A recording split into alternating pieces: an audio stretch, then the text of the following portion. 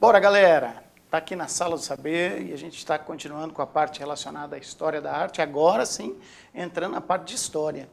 História da arte. A gente estava até a aula passada trabalhando definições, funções, pré-história, antes da escrita, agora história, e a gente começa com a parte relacionada à Antiguidade Oriental. Vamos lá?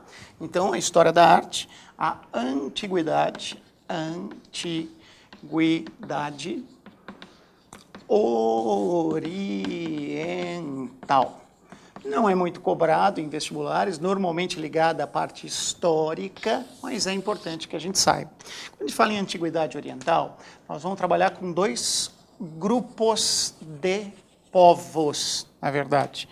Um nunca conseguiu um império. Eram vários povos, até foram dominados por um grupo, né, que seriam os assírios, mas depois se dissolveram e tal, que são os povos que aparecem no Antigo Testamento, a região da chamada Mesopotâmia. Olha como é importante se lembrar dos radicais gregos e latinos, Pótamos, potamos, pote, hipopótamo é água, é rio, aqui, rio, no caso rios. São dois rios importantes numa região extremamente seca.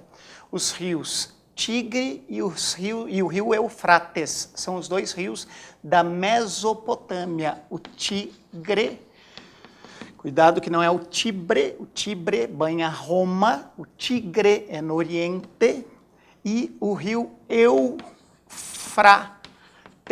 Fratos é irmão, são bons irmãos, e é uma região de guerra, né? Região da Síria, uma região de guerra. São vários povos que habitaram o entorno, o meio desses rios, o entorno desses rios que desaguam lá no Golfo Pérsico, a gente já vai dar uma olhada no mapa. E um povo que conseguiu se tornar um império, chamado de Egito. O Egito também ligado a um rio, no caso, o rio principal ali, o rio Nilo. Vocês lembram, inclusive, o historiador, pai da história, chamado Heródoto, ele fala que o Egito é uma dádiva, é um presente do Nilo. Ele só foi possível por conta do rio Nilo. Como esses dois grupos de povos se atrelaram a rios, a gente chama eles de hidráulico-agrícolas, porque eles baseavam a sua economia na agricultura e a agricultura dependia dos rios. Isso vem acontecendo desde o período do Neolítico.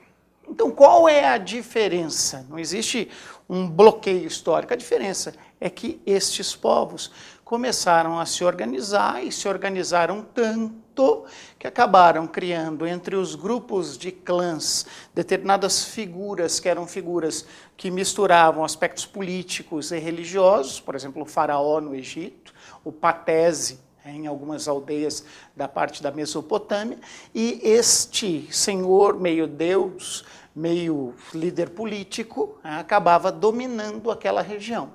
Então eu vou colocar para vocês o mapa, para a gente mais ou menos se situar, observar onde é a região dos rios Nilo. Então o Nilo ele surge na África e deságua lá no mar Mediterrâneo, região do Oriente, e os rios Tigre e Eufrates, que desaguam no Golfo Pérsico. Então, esses aqui descem, este sobe.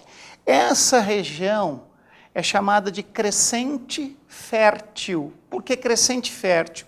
Porque é uma região muito seca, muito desértica, uma região extremamente acidentada, mas que, por conta dos rios, acaba tendo a fertilidade, o surgimento de grande parte das sementes, que inclusive até hoje são usadas, vem daqui. A cevada, o centeio, o trigo, que são representações, são culturas agrícolas que têm representações, inclusive, na história artística. O trigo, por exemplo, tem uma relação direta com a religião, com Jesus, que é considerado o pão da vida, o trigo. Então, todo esse surgimento da fertilidade está aqui. Inclusive, quando você pega o Velho Testamento, Abraão teria passado por toda essa região para vir para aqui, para a região de Jerusalém. Daqui, José, Maria teriam fugido para o Egito. A gente tem outras figuras, Moisés vindo do Egito, passando pela Península do Sinai. Então, essa região é uma região muito importante e é uma região em que hoje se encontra em conflito. Aliás, se encontra em conflito desde o começo da região. Então, nós vamos dividir em cada uma delas e vamos trabalhar. Começamos com a parte da Mesopotâmia. Você vai falar, Marcão, por que trabalhar o início da Mesopotâmia? Porque é lá que começa a escrita. Então, eu vou seguir o padrão cronológico que pega a escrita. Vamos lá? A Meso, no meio dos rios. Potâmia. Mesopotâmia, meio dos rios. Vou mais ou menos desenhar os rios para vocês terem ideia da Mesopotâmia. Aqui o rio Tigre, aqui o rio Eufrates. A Mesopotâmia, ela tem grupos de povos, alguns mais, outros menos importantes para nós. O mais importante num primeiro momento seriam esses povos chamados de Sumérios, que estão nessa região de delta do encontro dos dois rios, lá no Golfo Pérsico. Essa é uma região que permitiu muito a pesca e permitiu muito a agricultura. Foram esses povos sumérios que criaram a necessidade de registro. Vamos trocar, eu consegui mais cevada, mais centeio, eu quero trocar por uma cabra, um bode, como é que nós vamos fazer registro disso? Então, esses povos chamados de sumérios faziam tabuletas de argila, letas de argila, argila é barro queimado, onde eles faziam registro destas trocas, como se fossem contratos de compra e venda. Esses primeiros registros de trocas, eles evoluíram para uma escrita chamada de escrita cuneiforme. Por que ela chama cuneiforme? Porque ela tem forma de cunha. Eles usavam estiletes, que são pedacinhos de madeira afinados na ponta, para escrever em forma de cunha, a chamada escrita cuneiforme, a primeira escrita da humanidade. Então, essa escrita é uma escrita abstrata, feita pelos sumérios. Os sumérios foram dominados pelos outros povos, chamados de caldeus, pelos babilônicos e pelos assírios. Então, a Babilônia, que é considerada a grande prostituta pelos hebreus, foram dominadores dos sumérios. E depois os assírios dominaram os babilônicos. Depois os babilônicos conseguem se reerguer. Então, é por regiões. Cada região tem uma cidade ou algumas cidades mais importantes. Então, essas pessoas foram se organizando em aldeias que eram profundamente guerreiras. Outra característica importante dos sumérios é que os sumérios começaram a fazer estátuas. Você vai perguntar, é a primeira vez que a gente tem estátuas? Não. As primeiras estátuas que a gente tem são do período neolítico. Lá no neolítico, existiam estátuas ligadas à fertilidade, chamadas Vênus. Elas não têm um nome, a gente dá o nome de Vênus, porque Vênus é a deusa da fertilidade. Aqui elas vão voltar a aparecer, na verdade elas nunca deixaram de aparecer. Entre os sumérios, a gente tem estátuas votivas. O que são votivas? Votivas são estátuas de cunho religioso. É uma característica importante dos sumérios, que depois mudaram. Por exemplo, na Babilônia, a gente já tem a figura de Ishtar. Ishtar é a figura de uma Vênus, como acontecia no período neolítico. Ishtar seria uma deusa ligada à fertilidade. Fertilidade. Tudo que é ligado à fertilidade, normalmente aparece como? Os quadris são largos, os seios são fartos. São figuras que são deformadas propositalmente em alguns aspectos ligados à fertilização. É uma característica. Os assírios já são povos mais guerreiros, então eles não têm tanta preocupação votiva, nem a preocupação com as deusas de fertilidade. As figuras assírias, elas já são figuras de touros, antropomorfizados, homem, morfos,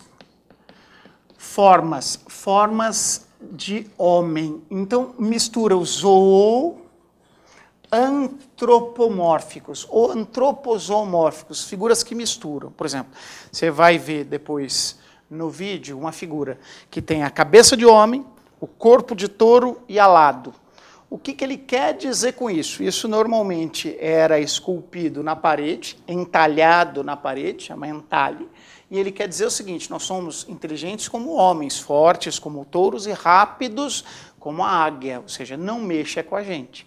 É uma simbologia representativa, visual, para que qualquer povo consiga enxergar, independentemente da língua ou da sublíngua ou do estilo, e entenda que eles são guerreiros. Os assírios têm essa característica, figuras muito sisudas, muito bravas, aquela figura da barba hirsuta é uma característica deles. E uma outra coisa que eles podem perguntar para vocês é sobre as construções. Desde o Neolítico, os homens começaram a acumular pedra.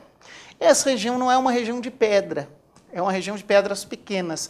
Então eles começaram a pegar barro e fazer tijolos de barro. Então você pega um molde, faz esse molde um tijolo de barro e vai amontoando esses tijolos de barro. Faz enormes templos de tijolo de barro. Essa técnica do barro é chamada de adobe, técnica do adobe.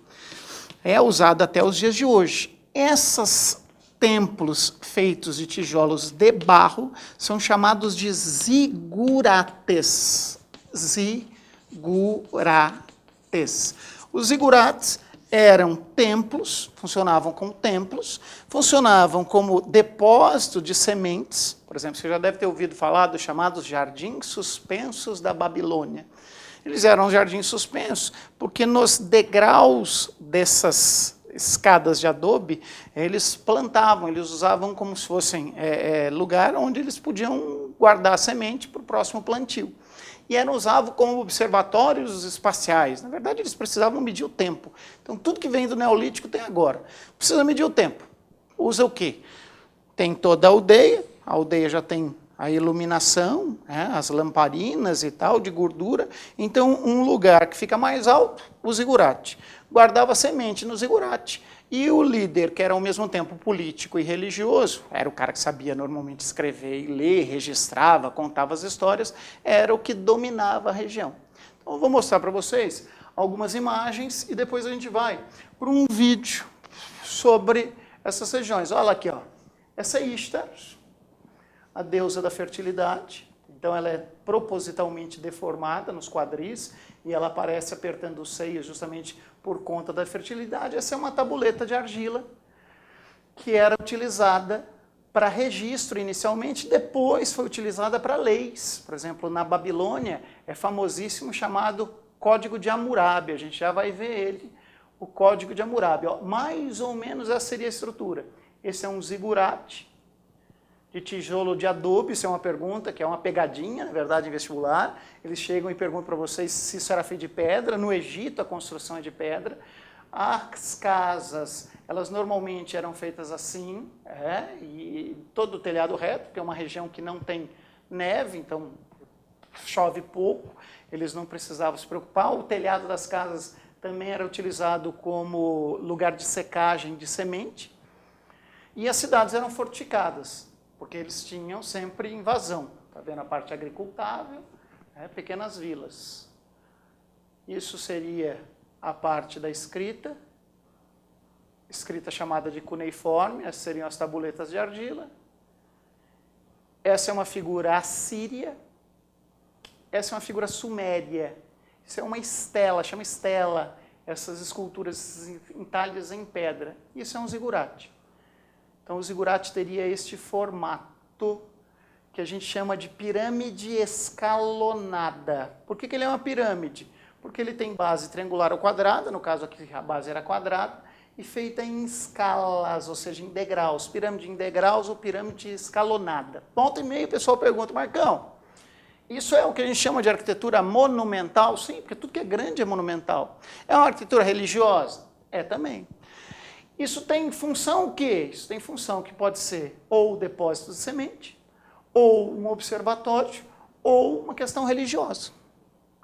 E agora, esse é um dos zigurates, é o zigurate de Ur, que foi reconstruído pelo Saddam Hussein. Saddam Hussein mesmo, o ditador do Iraque, o Saddam Hussein, para retomar essa ideia da grande Mesopotâmia, da grande Babilônia, essa questão nacionalista, quando foi ditador do Iraque, ele acabou reconstruindo o zigurate de Ur. Vou fechar aqui para vocês e vou pegar agora um vídeo da Mesopotâmia de algumas imagens do Louvre para finalizar essa parte da Mesopotâmia com vocês. Essas figuras são figuras assírias. Era muito comum, né, a caça ao tigre ou a caça ao leão, a barba chamada de hirsuta, o touro alado, ficava na frente do palácio para mostrar que eles eram inteligentes, eles tinham a força do animal. Isso aqui é um afresco. Afresco é uma técnica antiga, deixa voltar um pouquinho para mostrar para vocês, o afresco. O que é um afresco? Afresco é uma técnica, é usada até hoje. Você tem uma parede de pedra, ou uma parede de tijolo, ou uma parede de barro, e aí você pega cal e caia a parede. Mais ou menos o que o pedreiro faz na casa. Quando o cal, o cimento, ainda está fresco, molhado, você pinta em cima. Então ele seca junto, por isso chama afresco, uma pintura feita a fresco, quando está molhado. Se ele tivesse secado e você pintar acima, seria a seco, que são duas técnicas diferentes. O afresco ele fica mais impregnado. Vai ter afresco desde quando? Desde a Mesopotâmia, desde o Egito, na Grécia arcaica, na Grécia pré-homérica. Fresco é uma técnica que existe. Alguns lugares têm mais que outros. Roma se popularizou demais. Houve uma popularização muito intensa de afresco, porque existiam várias casas e o pessoal gostava de decorar a casa. É uma característica. Mas você tem um afresco. Então você tem uma figura antropo, homem, zoomórfica, animal, uma figura que mistura elementos de homem com um animal. Isso, inclusive, na época, por exemplo, adorar o bezerro, os hebreus, como eles eram monoteístas e adoravam um Deus, que era um Deus abstrato, então qualquer adoração de ídolos era considerado paganismo. Então, o bezerro de ouro é uma adoração que na Bíblia aparece como uma adoração pagã. Esses povos eram politeístas e eles tinham essas representações antropozoomórficas, a característica deles. Isso é uma figura suméria, votiva. Por que votiva? Porque ela tem esse aspecto religioso. Votiva, como se ele estivesse orando. Votivo. O próximo chama Portão de Ishtar. Esses tijolos coloridos em azul, com representação de guerreiros, ele faz parte, isso é só uma representação do Portão de Ishtar. O Portão de Ishtar ele foi desmontado e foi remontado na Alemanha. E a gente tem uma representação dele os portões de Ishtar.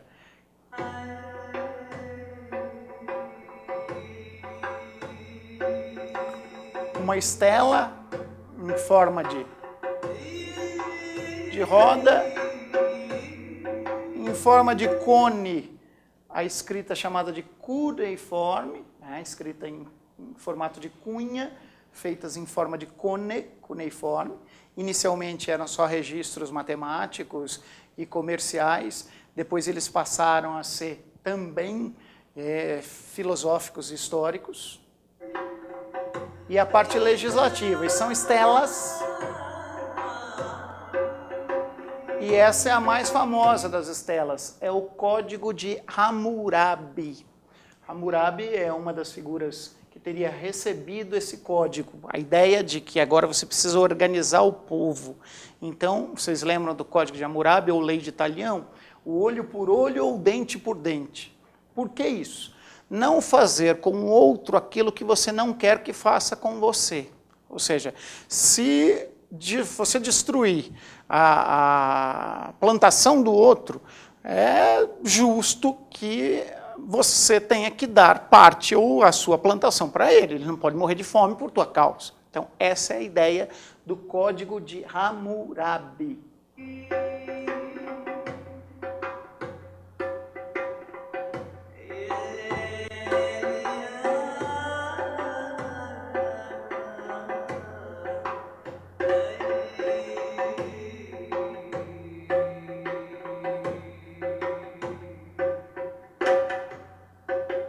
As Vênus, que aparecem desde o período do Neolítico, transição do Páleo para o Neolítico, Mesolítico para o Neolítico, e que vão aparecer daqui para frente em várias figuras, não só figuras femininas, mas a gente vai ter também figuras masculinas ligadas à questão do erotismo. No Egito existe muito disso, a parte priápica no Egito é muito forte.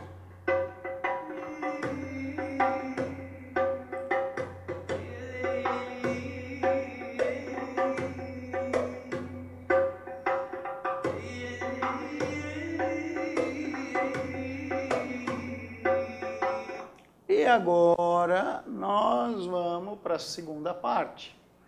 Fazer um adendo, antes de mais nada, um problema que tem acontecido muito e que já foi cobrado em vestibular. A Unesco apelou a uma reunião de crise do Conselho de Segurança da ONU depois dos extremistas do Estado Islâmico terem destruído esculturas do Museu da Civilização em Mossul. Isso é um problema que a gente tem faz tempo, desde a década de 80, 90, que é o conflito religioso, ideológico do Ocidente com o Oriente.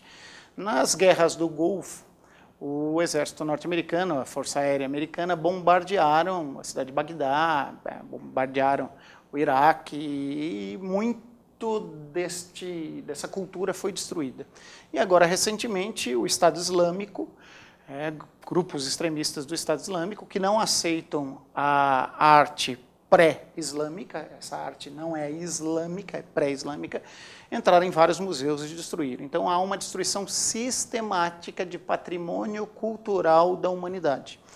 Isso tem havido desde a década de 80, na verdade, se você voltar no tempo, desde a época das cruzadas, isso tem havido, sempre houve. Só que isso é motivado por questões ideológicas ou religiosas. Na verdade, é uma atrocidade que seres humanos que não conseguem ver a cultura com amplitude acabam realizando. Então, isso tem acontecido. Deus queira que cada vez menos que a gente consiga aceitar as diferenças por conta de questões histórico-culturais. Parte do património histórico do Iraque. Os jihadistas divulgaram esta quinta-feira um vídeo onde vários homens derrubam estátuas da época assíria nos séculos 8 e 7 a.C. A diretora-geral da Organização das Nações Unidas para a Educação, Ciência e Cultura, Irina Bokova, disse que esta tragédia é mais do que um assunto cultural. É uma questão de segurança vital e vemos bem como os terroristas usam a destruição do património como estratégia de terror para destabilizar e manipular populações e garantir a sua dominação. E aí não vão só terroristas, né? O exército americano, a Força Aérea Americana não é considerado terrorista, mas também se utiliza desse tipo de destruição por conta de não aceitar as diferenças. Isso tem acontecido muito, infelizmente.